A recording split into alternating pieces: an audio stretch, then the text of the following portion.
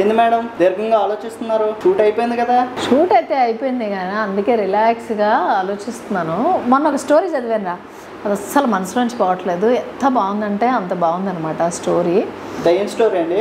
దయ్యం స్టోరీ కాదురా, ఒక తండ్రి కూతుళ్ళ స్టోరీ అనమాట. మనసుకి అలాగ టచ్ అయిపోయింది. ఆ కథలో నీతి ఎంత బాగుందా అని ఆలోచిస్తున్నా. ఆ స్టోరీ అయితే మాకు కూడా చెప్పచ్చు కదండి. సరే నేను చెప్తాను, నువ్వైతే సొల్యూషన్ ఏం చెప్తావో ఒకసారి చూద్దాము. స్టోరీ ఏంటంటే, ఒక తండ్రికి 2 కూతుళ్ళు ఉన్నారట. ఆ కూతుళ్ళకి పెళ్ళిళ్ళు చేసి పంపించేశాడు.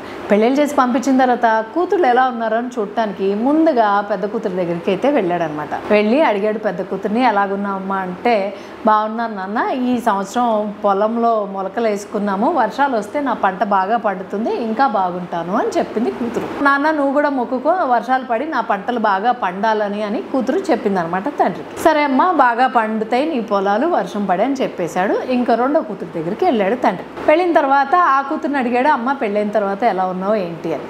పెళ్ళైన తర్వాత చాలా బాగున్నాను నాన్న, మేము కుండల వ్యాపారం చేసుకుంటున్నాము, వర్షం పడకుండా ఉంటే కుండలన్నీ ఎండి నాకు మంచి ఆదాయం వస్తుంది, కాబట్టి నువ్వు వర్షం పడకుండా ఉండాలని కోరుకో అనింది ఆ కూతురు. తండ్రి డైలమాలో పడిపోయాడు అనమాట. ఒక కూతురు ఏమో వర్షం పడాలని కోరుకుంటుంది, ఇంకో కూతురు ఏమో వర్షం పడద్దు అని కోరుకుంటుంది. సో ఆ తండ్రి ఏం చెప్తాడా, నాకు క్యూరియాసిటీ ఎక్కువైపోయింది తెలుసా, ఏం చెప్పుంటాడా సొల్యూషన్ అని.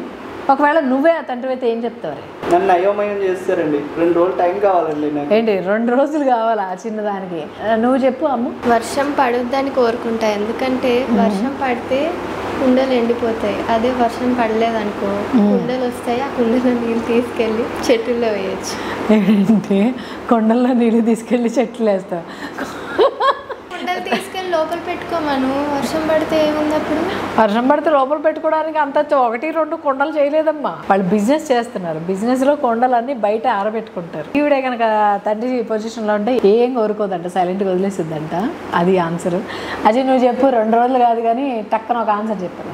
నాకు కూడా అయోమయంగానే ఉందండి, కానీ దానికి తండ్రి స్థానంలో ఉంటేనే మరి అది తెలుస్తుంది. నాకేం తెలియట్లేదు అక్కడ.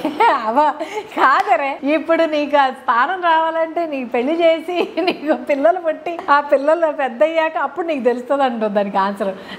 ఏం చెప్పినవరా ఇప్పుడు? దానికోసం ఈ తతంగం అంతా నేను నడిపించలేను, కానీ వదిలే.